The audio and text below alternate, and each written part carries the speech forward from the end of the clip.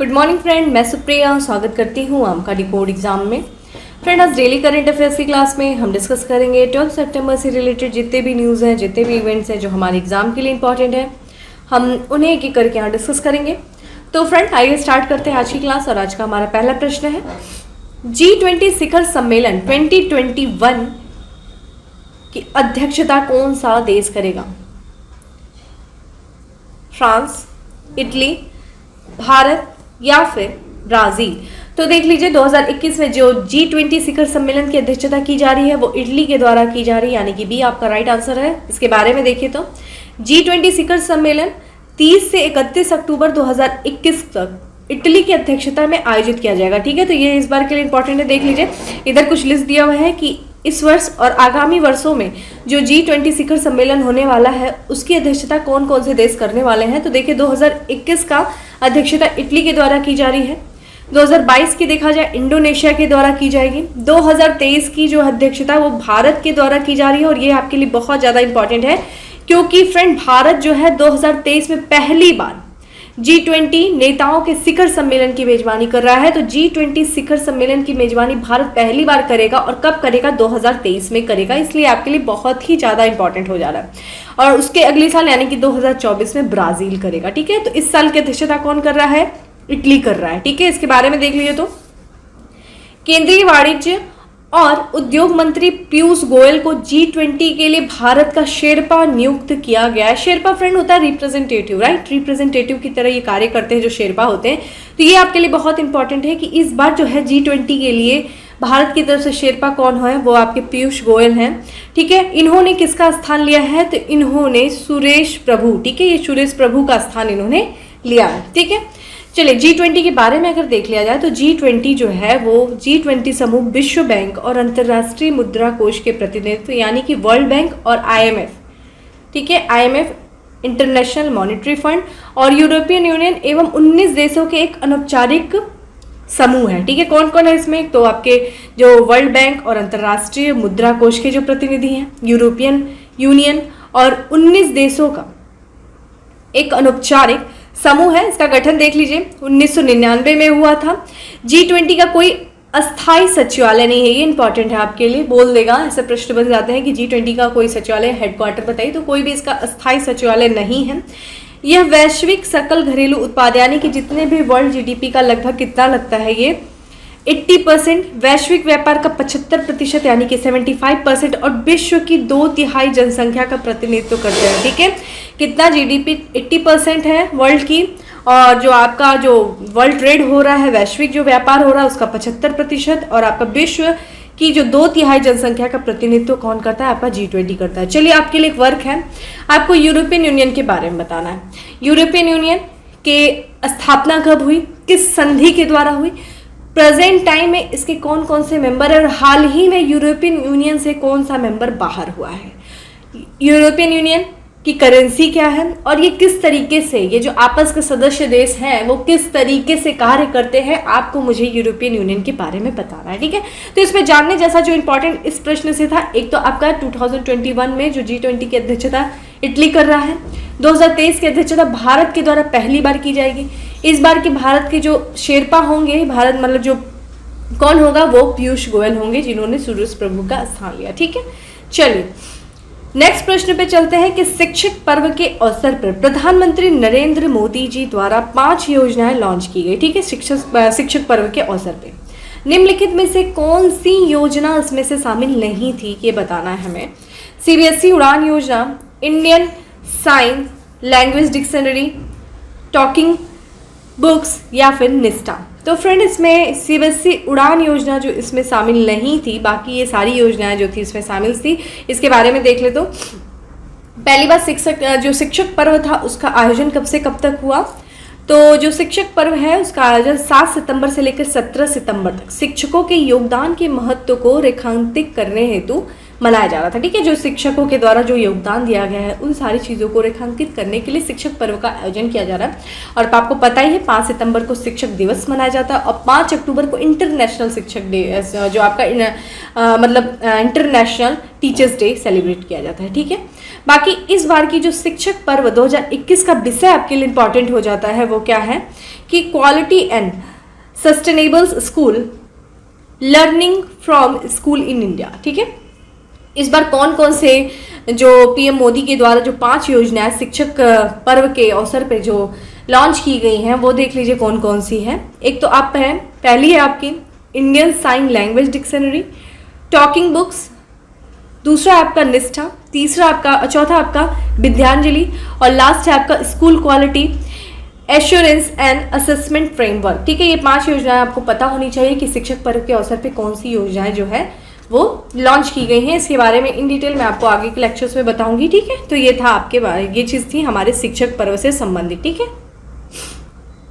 Next प्रश्न पे चलते हैं।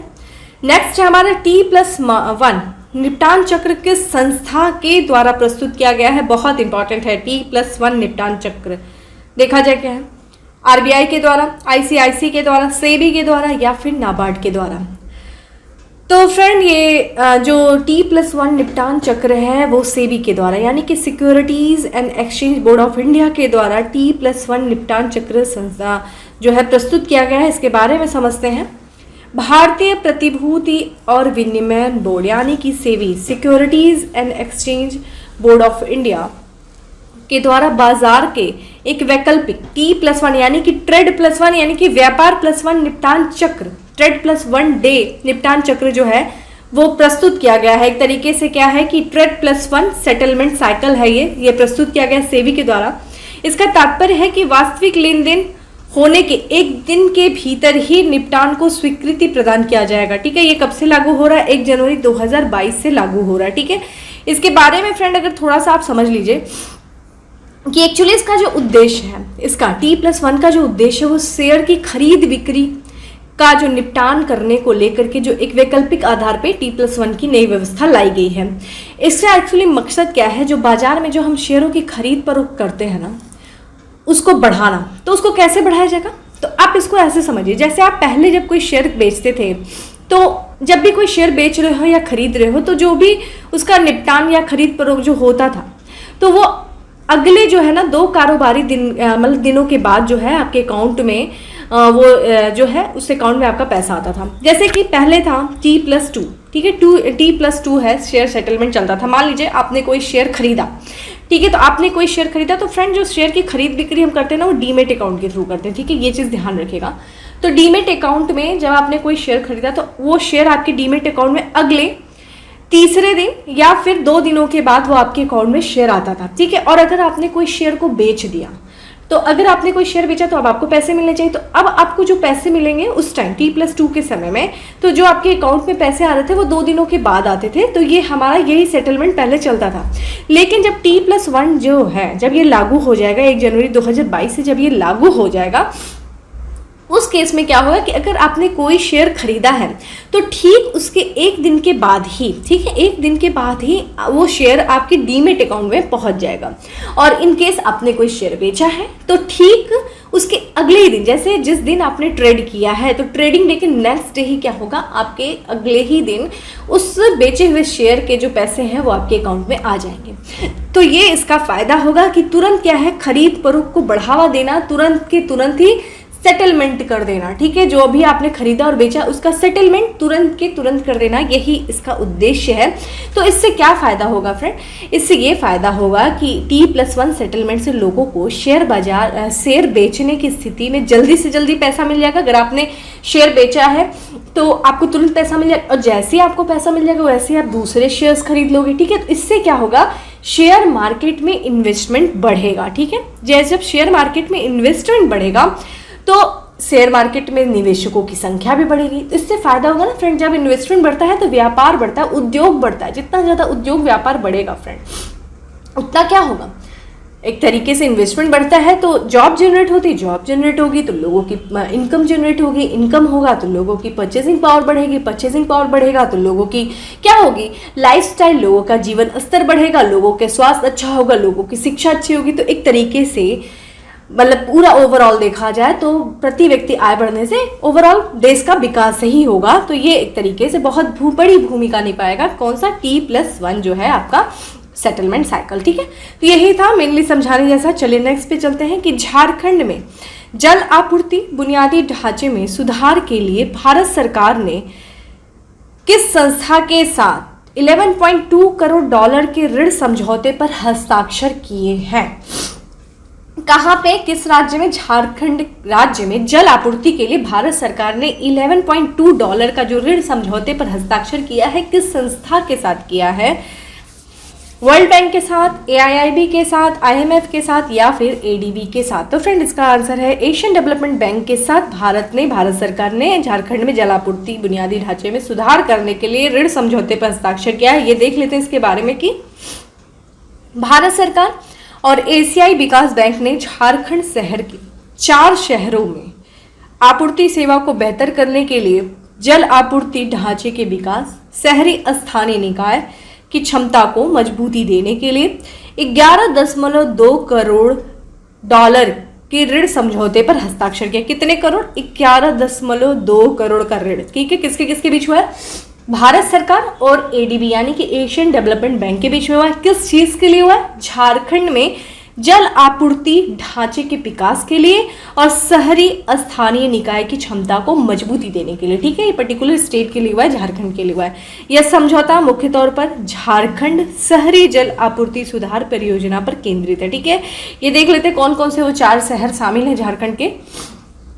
तो झारखंड, इस समझौते के माध्यम से झारखंड का देखा जाए तो कैपिटल रांची, हुसैनाबाद, झुमरी तलेया और मेदिनीनगर में पाइप के माध्यम से निरंतर उपचारित जल की आपूर्ति सुनिश्चित की जाएगी। ठीक है, आपको मेनली क्या याद रखना है? ये जो अमाउंट है वो याद रखना है, किसके किसके बीच हुआ है वो याद रखना है, किसके लिए हुआ है वो याद रखना है। ठीक है, ये चीज़ आपको ध्यान रखना है, ऐसे ही प्रश्न बनते हैं। आइए थोड़ा ADB के बारे में जान लेते हैं, एशियन डेवलपमेंट बैंक के बारे में। एशियन डेवलपमेंट बैंक एक तरीके से फ्रेंड जो है ये एक क्षेत्रीय विकास बैंक है, यानी कि देखा जाए इसका जो उद्देश्य होता है ये एशिया में सामाजिक और आर्थिक विकास को बढ़ावा देता है। ठीक है, इसकी स्थापना की बात करें तो 19 दिसंबर यानी कि 19 दिसंबर 1966 को हुई थी। ठीक है, और इसका मुख्यालय मनीला, फिलीपींस में जो कि है, मनीला में इसका मुख्यालय है। वर्तमान में इसके 68 मेंबर हैं, जो जिनमें से 49 एशिया और पैसिफिक से हैं और 19 जो है सदस्य वो बाहरी हैं। ठीक है, तो एशिया पैसिफिक से कितने हैं? 49 है, और जो बाहरी हैं वो कितने हैं? 19 है। वर्तमान में 68 है। हेडक्वार्टर इसका मनीला, फिलीपींस में है। कब हुआ था? 19 दिसंबर 1966 को इसकी स्थापना हुई थी। ये चीज इंपॉर्टेंट है। चलिए नेक्स्ट प्रश्न पे चलते हैं। नेक्स्ट है हमारा कि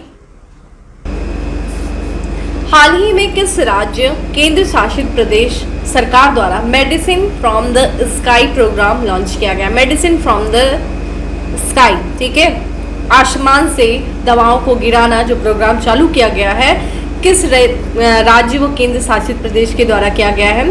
तेलंगाना, दिल्ली, पंजाब या फिर उड़ीसा? तो फ्रेंड इसका आंसर है तेलंगाना राज्य सरकार के द्वारा medicine from the sky programme जो है वो शुरू किया गया है। बेसिकली इसका उद्देश्य देख लो कि तेलंगाना सरकार के द्वारा मेडिसिन फ्रॉम द स्काई कार्यक्रम शुरू किया गया है। इस परियोजना का उद्देश्य राज्य में चिकित्सा आपूर्ति श्रृंखला में सुधार हेतु वितरण के एक मोड के रूप में ड्रोन का उपयोग को बढ़ावा देना। एक तरीके से देखें कि ड्रोन की मदद से जो है ना दवाओं और जो है वैक्सीन्स को पहुंचाया जाना, जैसे ड्रोन का उपयोग करके जो जितने भी दूर दराज के जो क्षेत्र हैं वहाँ जो टीके हैं, वहाँ जो दवाइयाँ हैं, वहाँ जो भी आवश्यक उत्पाद है उनको ड्रोन की मदद से वहाँ तक पहुँचाना। ठीक है, इस परियोजना में देखा जाए, इस परियोजना का नेतृत्व विश्व आर्थिक मंच यानी कि world economic forum, NITI Aayog, health net global, Apollo hospital के साझेदारी में तेलंगाना सरकार के IT विभाग के तहत इमर्जिंग टेक्नोलॉजीज विंग के द्वारा किया जा रहा है। ठीक है, तो फ्रेंड बेसिकली आपको ये देखना है कि यहाँ की जो तेलंगाना की सरकार ने इस कार्यक्रम को देखा जाए तो 16 एक तरह पायलट प्रोजेक्ट के तौर पर 16 ग्रीन जोन में शुरू किया था। Green zone. अब आपके लिए इंपॉर्टेंट यहाँ पे बन जाता है कि अब आपको इस क्लास के ओवर होने के बाद आपको पढ़ना क्या है, केंद्र सरकार की जो ड्रोन नीति आई है ना वो पढ़ना है। ड्रोन नीति यहाँ पे मैं लिखती हूँ, ठीक है। ड्रोन नीति के बारे में आपको केंद्र सरकार के पढ़ना है, क्योंकि देखिए यहाँ जो राज्य सरकार ने 16 ग्रीन जोन में जो है इसको पायलट प्रोजेक्ट के तौर पर इसको शुरू किया था, ठीक है। काफ़ी सफलता मिली, फिर उसको पूरे राज्य में इसको अप्लाई करें। तो एक्चुअली जो केंद्र सरकार की ड्रोन नीति थी ना उसमें कुछ जोन बटे हुए, जैसे कि ग्रीन जोन हो गया, येलो जोन हो गया, रेड जोन हो गया, ठीक है। ये चीज़ आपको पता होनी चाहिए। जैसे ग्रीन जोन क्या था कि ग्रीन जोन में अगर कोई ड्रोन उड़ा रहा है तो उसको किसी की भी परमिशन, मतलब सरकार से कोई परमिशन लेने की जरूरत नहीं है ग्रीन जोन में, ठीक है, जो कि यहाँ पे पायलट प्रोजेक्ट के तौर पर ग्रीन जोन में किया गया। उसके बाद येलो जोन आता है। येलो जोन के लिए देखा जाए तो एनओडी की आवश्यकता होगी, एनओडी लेना पड़ेगा आपको। और उसी तरह रेड जोन है, ठीक है। रेड जोन में तो ड्रोन को पूरी तरीके से प्रतिबंधित है कि आप ड्रोन में जो है ड्रोन नहीं उड़ा सकते, वहाँ पे रेड जोन में पूरी तरीके से प्रतिबंधित किया गया है। तो आपके लिए इंपॉर्टेंट हो जाता है इस क्लास को ओवर होने के बाद ड्रोन नीति के बारे में थोड़ा सा पढ़ लेना। यहाँ से एक प्रश्न जरूर पक्का है, ठीक है, ड्रोन नीति के बारे में। बाकी मैं किसी दिन इसको प्रीवियस जो क्वेश्चंस में इसको शामिल कर दूंगी, थोड़ा वहाँ भी बता दूंगी, लेकिन आपकी रिस्पॉन्सिबिलिटी है कि ड्रोन नीति के बारे में पढ़ लो, थोड़ा ग्रीन जोन, येलो जोन और रेड जोन के बारे में समझ लो, ठीक है। यहाँ से जानने जैसा यही था, ठीक है। चलिए नेक्स्ट प्रश्न पे चलते हैं। किस मंत्रालय द्वारा स्वच्छ सर्वेक्षण ग्रामीण 2021 लॉन्च किया गया है? ग्रामीण विकास मंत्रालय, जल शक्ति मंत्रालय, आवास एवं शहरी कार्य मंत्रालय, संस्कृति मंत्रालय। तो स्वच्छ सर्वेक्षण ग्रामीण 2021 जो है वो जल शक्ति मंत्रालय के द्वारा लॉन्च किया गया है। इसके बारे में देखा जाए तो हाल ही में स्वच्छ भारत मिशन ग्रामीण चरण 2 के अंतर्गत जल शक्ति मंत्रालय द्वारा स्वच्छ सर्वेक्षण ग्रामीण 2021 का शुभारंभ किया गया है। और इसका जो देख लीजिए स्वच्छ सर्वेक्षण ग्रामीण जो है वो 2021 पूरे देश में पेयजल और स्वच्छता विभाग द्वारा चलाया जाएगा, ठीक है। किसके द्वारा? पेयजल और स्वच्छता विभाग के द्वारा चलाया जाएगा। और इसका उद्देश्य क्या है? देश के सभी गांवों में ओडीएफ, खुले में शौच मुक्त प्लस के साथ साथ ठोस एवं तरल अवशिष्ट प्रबंधन कार्यकलापों में सुधार हेतु गति में वृद्धि देना, ठीक है। यानी कि सॉलिड लिक्विड वेस्ट मैनेजमेंट के कार्यकलापों में जो कुछ भी है इस प्रबंधन में जो सुधार में गति में सुधार हेतु जो गति है उसमें वृद्धि करना। तो एक तरीके से देखा जाए इस कार्यक्रम का उद्देश्य क्या है स्वच्छ सर्वेक्षण ग्रामीण 2021 का, कि जो खुले में शौच से मुक्ति के बाद ओडीएफ प्लस, ठीक है, ओडीएफ प्लस गांव की दिशा में, ओडीएफ प्लस गांव बनाने की दिशा में जो आने वाले जितने भी व्यवधान, जो भी हर्डल्स आ रहे हैं उनको दूर करना, ठीक है।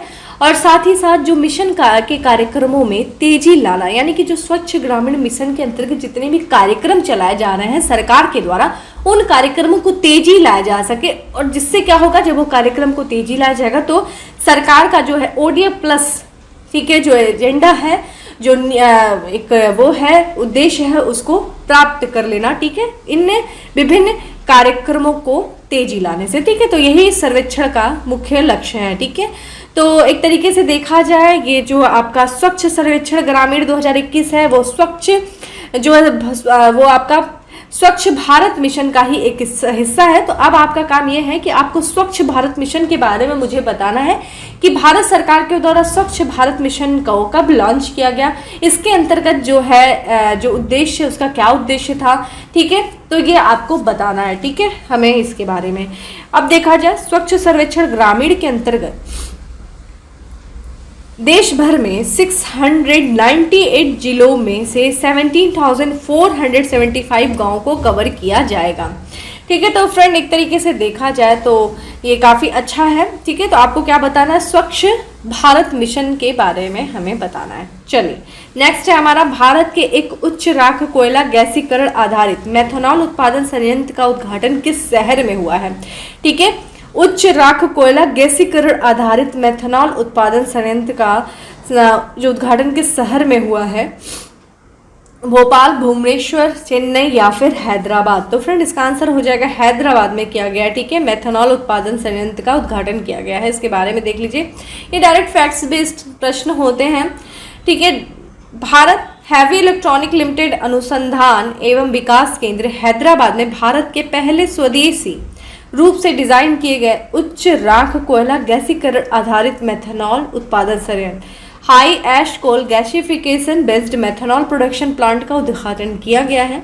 मेथनॉल का बेसिकली आपको प्रयोग पता होना चाहिए कि कहाँ पे उपयोग किया जाता है। तो देखा जाए मेथनॉल जो होता है फ्रेंड, उसको मोटर ईंधन के रूप में किया जाता है, जहाज के इंजनों को बिजली देने के लिए किया जाता है, पूरे विश्व में स्वच्छ ऊर्जा उत्पन्न करने के लिए किया जाता है, इसलिए ये काफ़ी इंपॉर्टेंट है। तो इसलिए मेथनॉल का यूज़ काफ़ी बढ़ावा देना चाहिए। तो ये पर्यावरणीय रूप से काफ़ी ज़्यादा अच्छा है क्योंकि ये स्वच्छ ऊर्जा उत्पन्न करता है।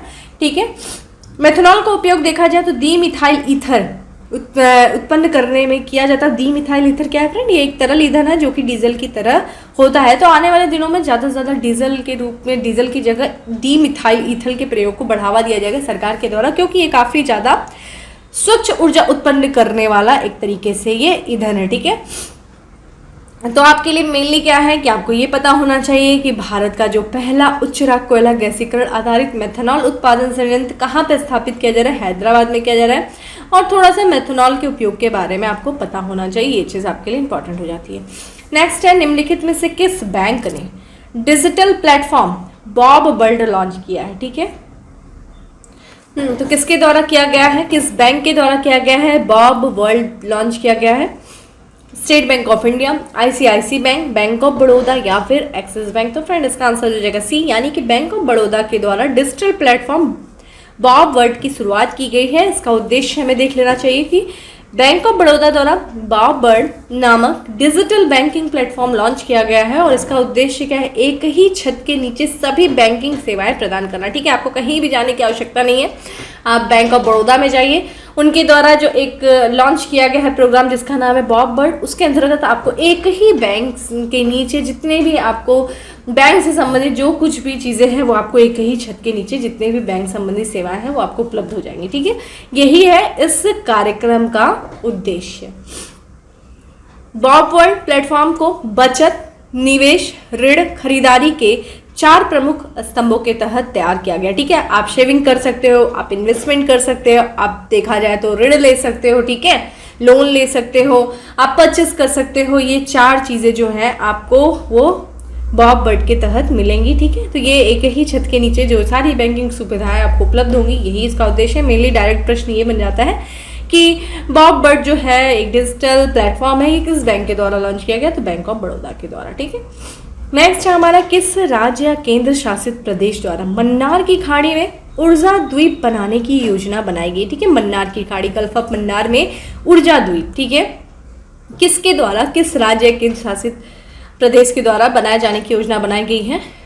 तमिलनाडु, केरल, आंध्र प्रदेश, अंडमान एंड निकोबार। तो इसका आंसर है फ्रेंड तमिलनाडु सरकार के द्वारा जो है वहाँ पे मन्नार की खाड़ी में एक ऊर्जा द्वीप बनाने की योजना बनाई जा रही है। इसके बारे में देख लिया जाए तो तमिलनाडु और डेनमार्क ने, ठीक है, डेनमार्क ध्यान रखिएगा, ने मन्नार की खाड़ी, गल्फ ऑफ मन्नार में एक ऊर्जा द्वीप बनाने की योजना बनाई है जो कि श्रीलंका के पश्चिमी तट और भारत के दक्षिण पूर्वी सिरे पर स्थित है। तो मन्नार की खाड़ी श्रीलंका के। फ्रेंड आप थोड़ा सा मैप खोल लेना है, यहाँ पे मुझे मन्नार की खाड़ी का जो मैप है यहाँ पे ऐड नहीं है, लेकिन आप एक बार देख लेना, मन्नार की खाड़ी देख लेना और उसके ऊपर पाक स्ट्रेट देख लेना, किसको किसको कौन जोड़ता है, ये चीज़ देख लेना। ठीक है, तो ये चीज़ बड़ी इंपॉर्टेंट है, तो वो चीज़ आप थोड़ा सा मैप खोल के देख लेना गल्फ ऑफ मन्नार के बारे में, किसकी लोकेशन कहाँ पे है, कि वो श्रीलंका के पश्चिम की तरफ है और तमिलनाडु के, देखा जाए ये है आपका भारत का जो दक्षिण भाग है, यहाँ पे देखिए श्रीलंका है, यहाँ पे गल्फ ऑफ मन्नार आपको दिखेगा। ठीक है, ये यहाँ पे पाक स्ट्रेट है, तो ये चीज़ देख लीजिएगा मैप खोल करके थॉट प्लस। ठीक है,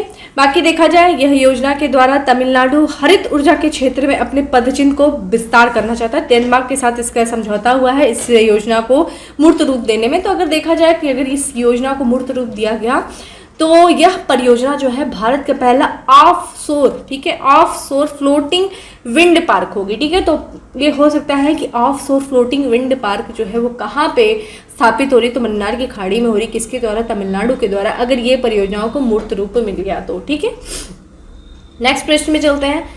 S&P यानी कि Standard and Poor's global rating ने वित्त वर्ष 2021-22 में भारत की GDP कितने प्रतिशत पर रहने का अनुमान लगाया है। तो स्टैंडर्ड एंड पुअर्स को जो ग्लोबल रेटिंग एजेंसी है उसने 2021-22 जो वित्त वर्ष 2022 के लिए भारत की जीडीपी को कितने प्रतिशत पर रहने का अनुमान लगाया है?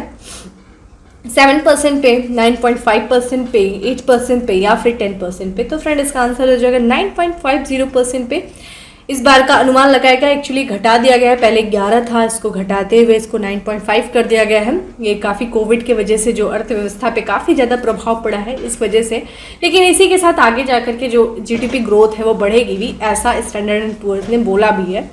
तो Standard and Poor's global rating agency S&P global rating agency ने चालू वित्त वर्ष 2021-22 के लिए भारत के ग्रोथ रेट का अनुमान को 11% से घटा करके 9.5% कर दिया है। ठीक है, यहाँ पे आपका पीटी का सवाल बिल्कुल बन सकता है।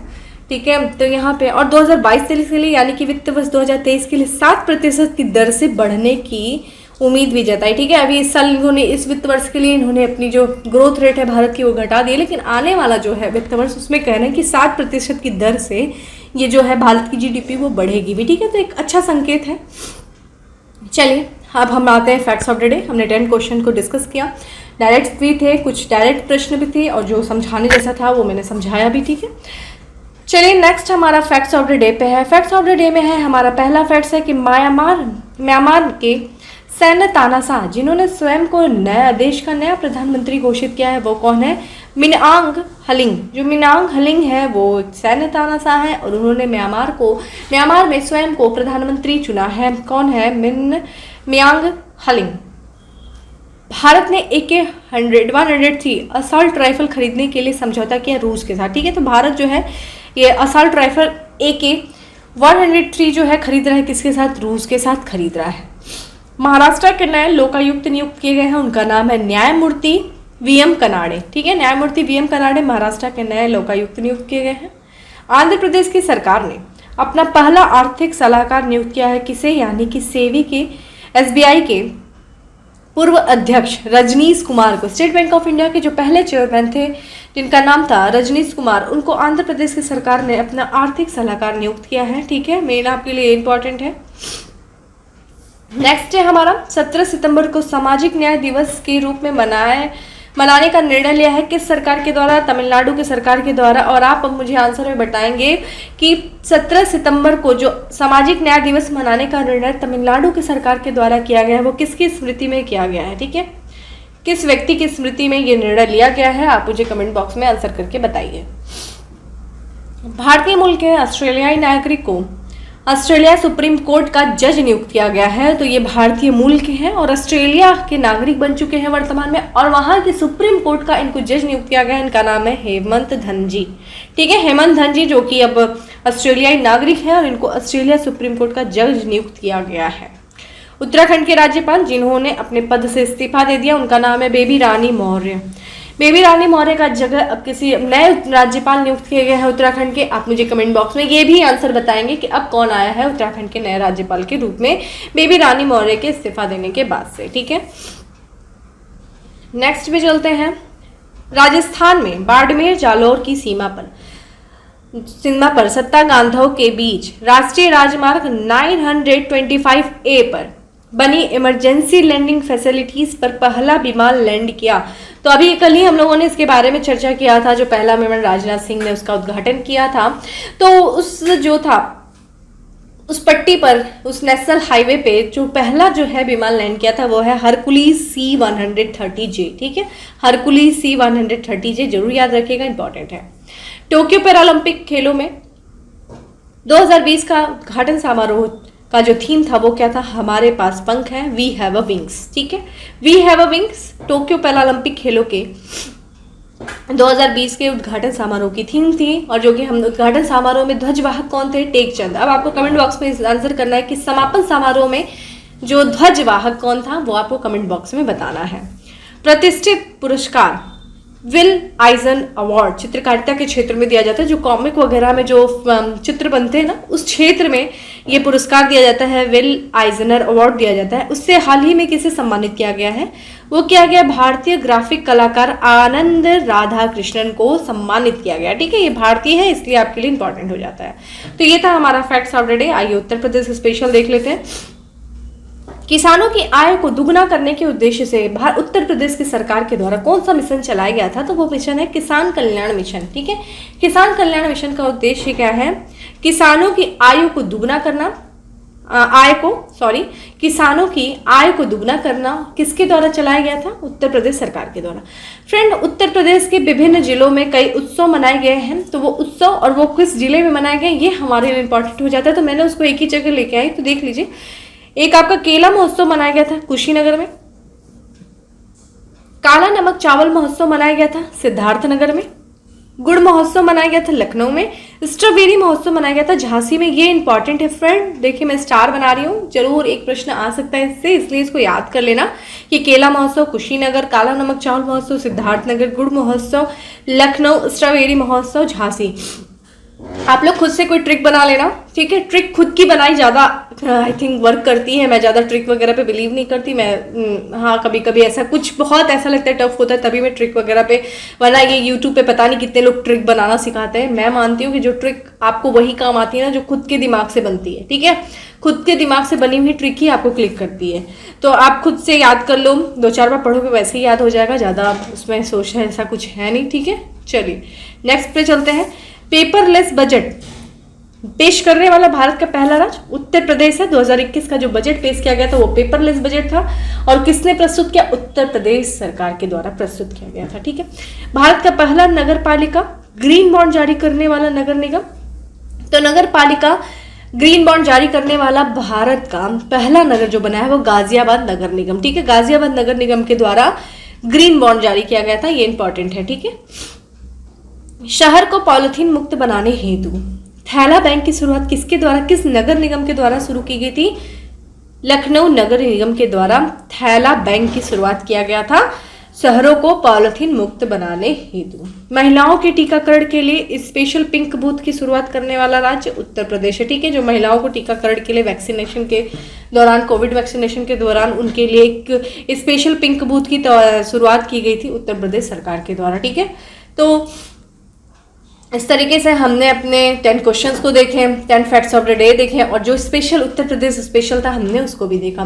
फ्रेंड, मैं देख रही हूँ आप लोग धीरे धीरे आपका जो उत्साह है वो कम हो रहा है, मुझे आंसर कम मिल रहे हैं और मैं सोचती हूँ कि मुझे ज़्यादा से ज़्यादा लोग आंसर करें। रेगुलर बेसिस पे देखूँ तो शिलू जी हैं, सौरभ जी हैं और सूर्यवंशी जी हैं, ये कुछ लोग ऐसे हैं जो काफ़ी ज़्यादा आंसर करते हैं। तो आप लोग थोड़ा सा, शुभ जी हैं, तो आप लोग और भी लोग, मैं चाहती हूँ और भी लोग आंसर करो। ठीक है, तो आपका मोटिवेशन ना बढ़ना चाहिए। ठीक है, मोटिवेशन किसी कोटेशन से नहीं होता है, वो तो आपका एक्सटर्नल थोपा जाता है। मोटिवेशन वो होता है जो इंटरनल होता है। ठीक है, वो इंटरनल आपके अंदर खुद आना चाहिए। वो तब होगा ना जब आपको चीज़ों के प्रति प्यार होगा। ठीक है, तो आपको जानने की जब इच्छा होगी ना तो वो इंटरनल मोटिवेशन ही एक्चुअली लॉन्ग लास्टिंग होता है। डेली कोटेशन पढ़ देने से जो होता है ना, जो थोपे जाते हैं वो बाहर से मोटिवेशन, वो कोई काम नहीं करते। तो मैं देख रही हूँ आपका उत्साह कम हो रहा है, उत्साह आपका बढ़ना चाहिए क्योंकि एग्जाम तो आपके पास आ रहा है। आंसर करो प्लीज़, ज़्यादा से ज़्यादा लोग आंसर करो, मुझे ज़्यादा से ज़्यादा लोग कमेंट करो और प्लीज़ लाइक करो। ठीक है, इससे मुझे भी मोटिवेशन मिलेगा। ठीक है, तो बाकी इसी तरह मैं आपके सामने डेली जो भी है करंट अफेयर्स से संबंधित जितनी भी इंपॉर्टेंट चीज़ें मैं लेके आऊँगी, क्योंकि आपके सामने एग्ज़ाम भी आ रहा है। आप लोग जितना मेहनत करोगे मैं भी उतना ही आपके साथ लगी रहूँगी, एग्ज़ाम ज़रूर क्रैक होगा। ठीक है, तो फिर मिलेंगे अपने नेक्स्ट सेशन में, तब तक के लिए bye, have a good day, stay safe and stay happy.